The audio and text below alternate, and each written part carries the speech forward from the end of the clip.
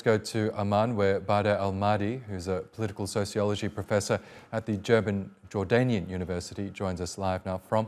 Hi there. Thank you so much for joining us on TRT World. Firstly, there is growing discontent with Benjamin Netanyahu's leadership. We know there were mass protests before October 7 over his proposed changes to the judiciary in Israel. But tell us more about why Israelis are unhappy with Netanyahu since those October 7 attacks. It's absolutely that Netanyahu, even before October 7, he is a corrupted man in the eyes of the Israeli courts and the Israeli legal system.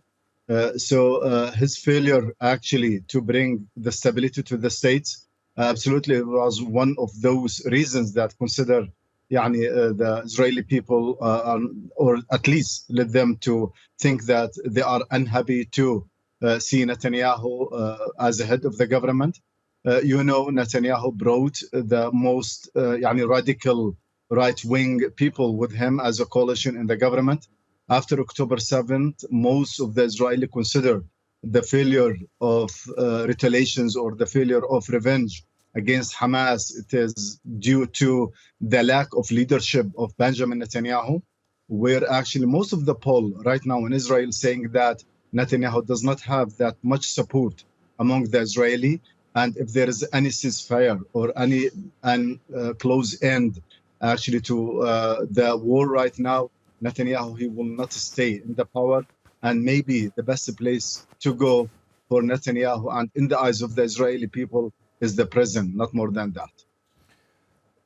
Given his deep unpopularity, it would suggest that Benjamin Netanyahu might feel under pressure in order to prop up his support in his actions, or reactions rather, to the onslaught on Gaza. How do you think this deep unpopularity might affect the way he conducts Israel's military operations going forward? Could it result in more bloodshed for the Palestinians as Netanyahu really looks to win over public support? It seems that even the attack by Netanyahu or by land invasion to Gaza, it will not help Netanyahu a lot, since there's still a lot of hostages with Hamas and with the resistance movement in Gaza. So I think Netanyahu, he will lose in both ways. If there is any invasion to Gaza through the military invasion, or if he stays without any action against the Palestinian.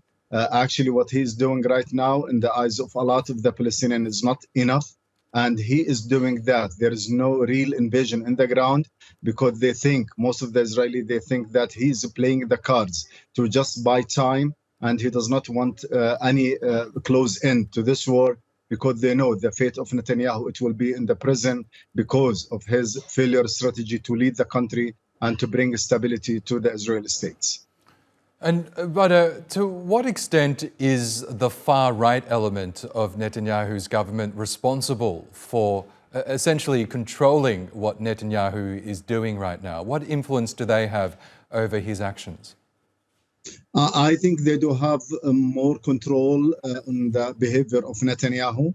Both of them, the right wing and Netanyahu himself, actually, they agreed upon a lot of issues, especially when you talk about the relationship with the Palestinian people. Netanyahu is so happy to have those radical people with him. He is trying to actually seek a support from the right-wing people who are growing up very quickly and very large group right now in Israel.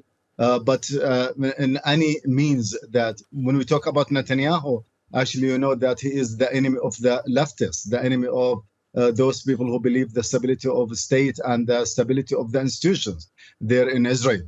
So I think the relationship between the radical group and Netanyahu, goes by the interest, not because the principles of both groups, but it is absolutely the both groups they do have an interest to stay in the power and to buy time actually to stay in the government and stay in the power. Okay, Professor Badr Al-Madi, we'll have to leave it there, but thank you so much for sharing your analysis with us here on TRT World. Thank you.